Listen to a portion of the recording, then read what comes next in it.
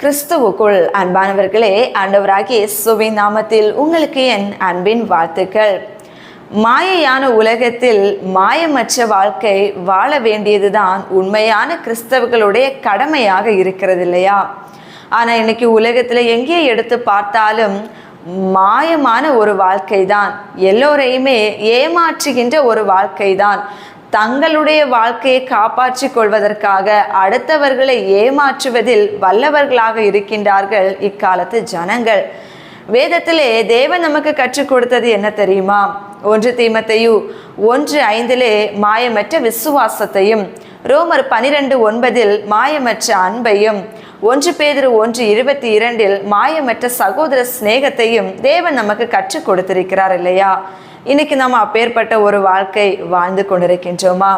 தேவ ஜனமே, இந்நாட்களிலே விசுவாசம் என்பது ஒவ்வொருவருக்கும் ஏதோ ஒரு அதனுடைய ஆழம் கூட தெரியாமல், அதனுடைய உண்மைத்துவம் என்னவென்று கூட புரியாமல் நாங்களும் விசுவாசிதான் என்று வார்த்தையிலே சொல்லிவிட்டு கடந்து போகின்றாங்க. ஆலயத்துக்கு வருகிற எல்லோருமே உண்மையான விசுவாசி ஆக முடியாதல்லவா?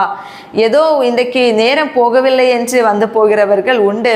ஆண்டவராகிய இயேசு கிறிஸ்துவை அறிந்துவிட்டும் கூட அவிசுவாசத்தோடு வாழ்ந்தவர்கள் எத்தனை பேர் உண்டு வேதத்தில் அல்லவா?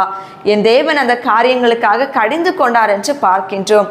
இன்றைக்கு நம்முடைய வாழ்க்கையிலே மாயமற்ற ஒரு விசுவாசம் இருக்க வேண்டும். மாயமற்ற ஒரு விசுவாசம்னா ஏதோ ஒரு தேவைக்காக தேவனை தேடி வந்துட்டு ஆண்டவரை விட்டு விலகி போகிற இருதயமுடையவர்களாக இராத படிக்கும் எந்த நிலைமையிலும் அவரை பற்றி கொண்டு நம்ம வாழ்க்கையில இன்பங்கள், துன்பங்கள், பசி, பட்டினி, என்ன உயர்வு, தாழ்வு என்ன வந்தாலுமே அவர்தான் எனக்கு எல்லாம் என்று பற்றி கொள்ளுகிற ஒரு வாழ்க்கை எதிர்பார்க்கின்றாரே தவிர, ஏதோ ஒன்று நம்ம தேடி வந்து ஆண்டவர்கிட்ட நமக்கு கிடைச்ச உடனே விட்டுட்டு போறது எல்லாமே மாயையான விசுவாசம். அவங்க எதையோ ஒன்று எதிர்பார்த்து கடந்து வராங்க, தேவை முடிந்ததும் கடந்து போகிறாங்க. அப்பேற்பட்டவர்கள் மெய்யான கிறிஸ்தவர்களும் ஆக முடியாது, அவர்கள் உண்மையான விசுவாசியும் கிடையாது. அன்பு ஜனமே, மாயையான அன்பு ஆண்டவராகிய இயேசு கிறிஸ்து சிலுவையிலே காண்பித்தது மெய்யான அன்பு, உண்மையான அன்பு. அதற்கு ஈடு இணையான அன்பு உலகத்தில் எங்குமே இல்லை, அதுதான் உண்மை. ஆனால் இன்னைக்கு அநேகர் காண்பிக்கின்ற அன்பு எப்பேற்பட்ட அன்பு? ஏதோ ஒரு தேவைக்காக கடந்து வந்து நம்மளே உண்மையான அன்பு பாராட்டுவது போல, நம்மளே பாசமாக இருப்பது போல, நம்மை குறித்த அதிக அக்கறை கரிசனை உள்ளது போல அழகா பேசுவாங்க, அழகான வார்த்தைகளை எல்லாம் சொல்லுவாங்க, நம் கூடவே இருக்கிறது போல இருக்கும். ஆனால் அவங்களுடைய எண்ணங்கள் வேறு கோணமாக இருக்கும், அவங்களுடைய நினைவுகள் வேறு விதத்திலே இருக்கும். நமக்கு தெரியாது. நாம் நினைப்போம் உண்மையாகத்தான் இருக்கிறாங்க, உண்மையாக தான் அன்பு பாராட்டுறாங்க, உண்மையாக தான் நம்மளை நேசிக்கிறாங்க. ஆனால் அந்த உண்மையான அன்பு அங்கே இருக்காது. ஏதோ ஒரு மாயையான அன்பு. நம்மள எதையோ ஒன்றை எதிர்பார்த்தோ, இல்லையே நம்மை அழிக்க வேண்டும் என்று நினைத்தோ, ஒரு கெட்ட பெயரை உருவாக்க வேண்டும் என்று நினைத்தோ, நம்மை வஞ்சிக்க வேண்டும் என்று நினைத்தோ கடந்து வந்து அந்த வேலையை முடித்தவுடன் நம்மை விட்டு பிரிந்து போய்விடுவார்கள், ஒரு சத்துருவானவனை போல. அன்பு ஜனமே, அப்பேற்பட்ட ஒரு இருதயம் உடையவர்களாக நாம் இருக்கக்கூடாது. இந்த உலகத்தில் எத்தனை பேர் இருக்கிறாங்க அப்பேற்பட்ட சுபாவங்களோடு. ஆனால் ஆண்டவரை அறிந்து கொண்டவர்களாகிய நீங்களும் நானும் அந்த மாயையான அன்பிலே வெளிப்படுகின்றவர்களாக இராமல் உண்மையான அன்பாகிய இயேசு கிறிஸ்துவின் அன்பை பிரதிபலிக்கின்ற ஒரு வாழ்க்கை வாழ வேண்டும். மாயையான சகோதர சிநேகம். இந்த நாட்கள்ல சகோதர சிநேகத்தை பார்க்கவே அரிதாக இருக்கிறது இல்லையா? நீயா நானா என்கின்ற போட்டி. இன்னும் அன்பா இருக்கிறது போல இருந்து சகோதரனுடையதை வஞ்சித்து தன் வசப்படுத்தி கொண்டு ஏமாற்றி விட்டு கடந்து போகிற கூட்டம் தான் அநேகம் இருக்கிறதே தவிர சகோதர சிநேகத்தை பார்க்க முடிகிறதா? உடன் பிறந்தவர்கள் மட்டும்தான் சகோதரர்கள் என்பது அல்ல. அன்பு ஜனமே, நம்ம எல்லோருமே கிறிஸ்துவுக்குள் சகோதர சகோதரிகளாக இன்னைக்கு அப்பேற்பட்ட ஒரு உறவுகளாகத்தான் தேவன் நம்மை நியமித்திருக்கின்றார். ஆனால் இன்றைக்கு நம்ம உலகத்தில் இருக்கின்ற கிறிஸ்தவர்களுக்கிடையும் சரி, மற்றவங்களோடு கூட நம்மளுடைய அந்த சிநேகம், அந்த அன்பு, அந்த அக்கறை, அந்த கரிசனை எவ்வளவாக இருக்கிறது? நம்ம கூட இருக்கிறவங்களையே நம்ம நேசிக்கல, கூட இருக்கிறவங்க கிட்டேயே உண்மையான ஒரு வாழ்க்கை வாழ, ஒரு மறைமுகமான ஒரு வாழ்க்கை, ஏதோ ஒரு கடமைக்கான ஒரு சிரிப்பு, பேசணுமேங்கிறதுக்காக ஒரு கட்டாயத்தின் பேரில் பேசுகிறது. இப்பேற்பட்ட ஒரு நிலைமையில தான் நம்முடைய வாழ்க்கை பயணம் இன்றைக்கு கடந்து சென்று கொண்டிருக்கிறது. ஆனால் ஆண்டவராக இயேசு கிறிஸ்து அப்படி நினைத்திருந்தால் நாம் இன்றைக்கு ஜீவனோடு இருந்திருக்க முடியுமா?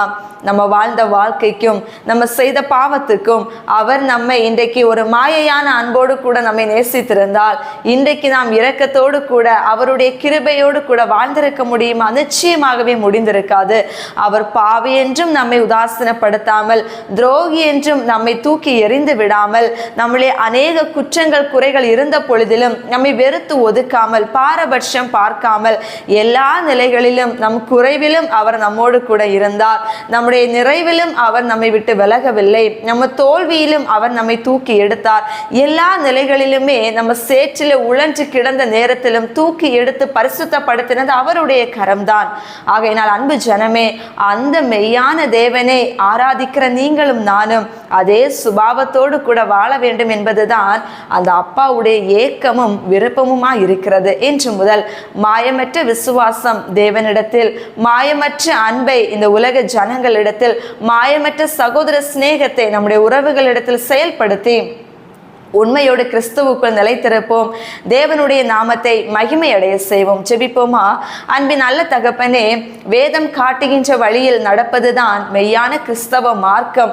ஆனால் இன்றைக்கு தங்களுடைய மனவிருப்பத்தின்படி வாழ்ந்துவிட்டு நான் இயேசுவை நேசிக்கிறேன் என்று சொல்லுகின்றார்கள் வார்த்தைகளினால்.